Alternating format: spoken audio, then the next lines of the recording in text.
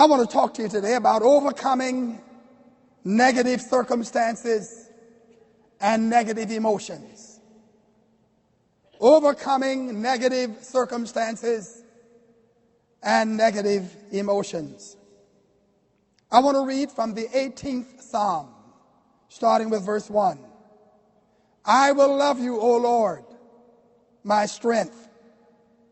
The Lord is my rock and my fortress and my deliverer. My God, my strength, in whom I will trust.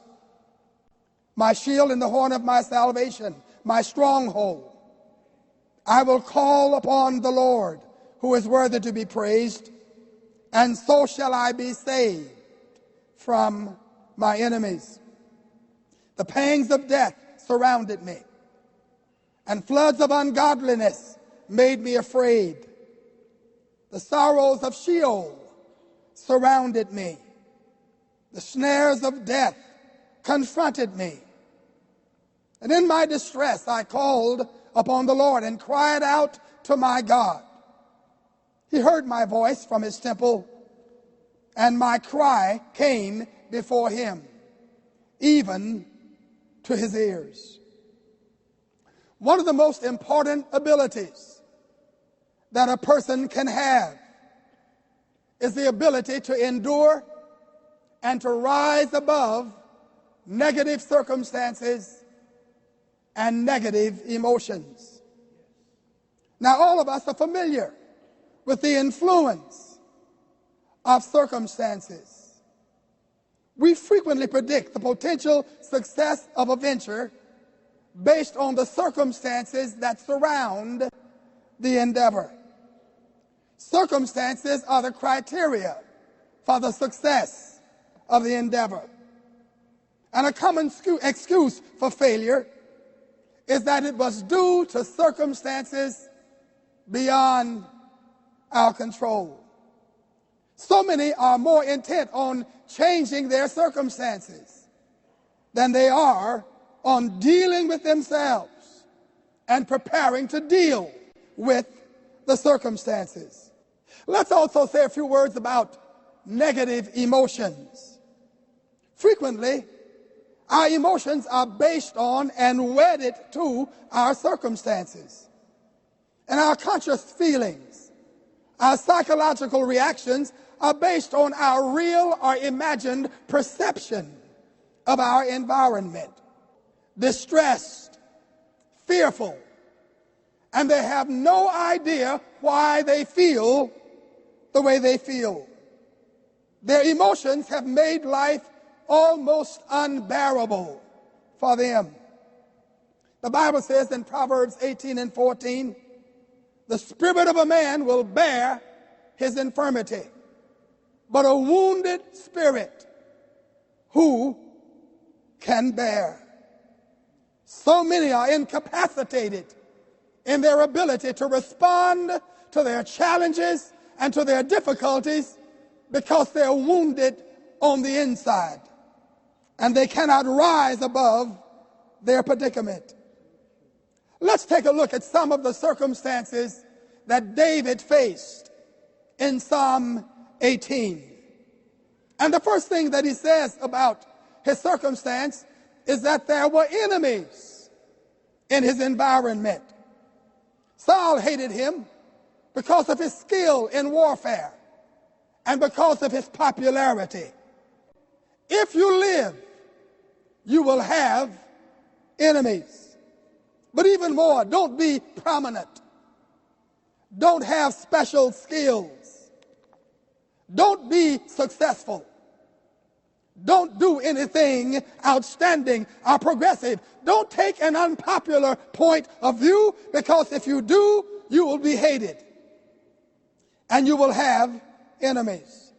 In this turbulent world, you need to know who God is, how God feels about you, and what God can do in your life. In the space of 3 short verses, David made several significant observations about his God. He calls God his strength. He calls God his rock, his fortress, his deliverer, his shield, his stronghold. And he says that God is worthy to be praised.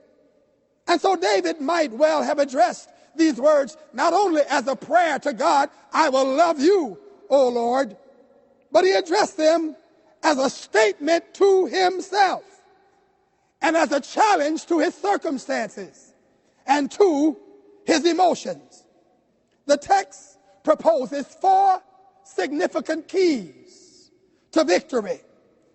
And you will note that each of these keys will begin with the word I will. And the 4th one starts with the word so shall I be saved. In other words, I shall be saved. This implies personal decisiveness. It implies an act of the will. Don't just stand there and be destroyed. Don't just stand there and be defeated. Exercise your will. Act, move, decide. Determine that you will rise above your circumstance. I had a friend who said when the going gets tough, the tough get going. You may have met him at one time or another. And so the text says in Psalm 18:1, I will love you, O Lord, my strength. And that's key number 1. And then in Psalm 18 and verse 2, David said, the Lord is my rock, my fortress, my deliverer, my God, my strength, in whom I will trust. And that's key number 2. I will trust God. The people and the organizations that we trusted most have proven unworthy of our trust.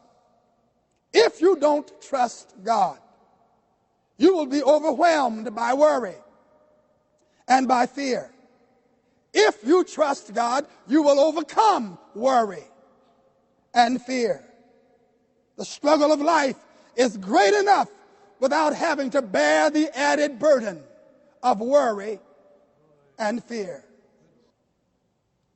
Trust God. God will lead you through this. He will lead you out of this. I will trust God. And then in Psalm 18 and verse 3, David says, I will call upon the Lord who is worthy to be praised. That's key number 3. We've got to work as if it all depended on us.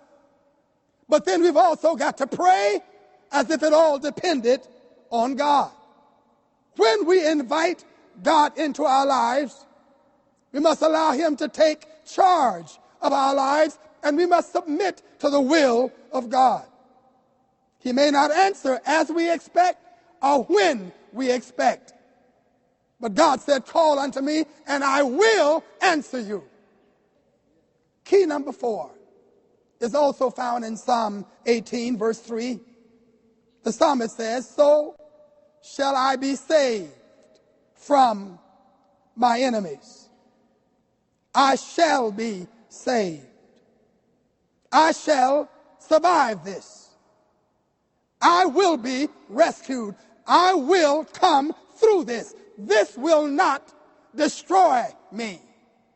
Whatever it is that you're confronted by, whatever it is that you're dealing with, say to yourself, I will survive this.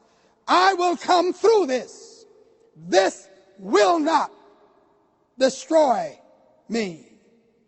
The psalmist makes this prediction. Don't give up.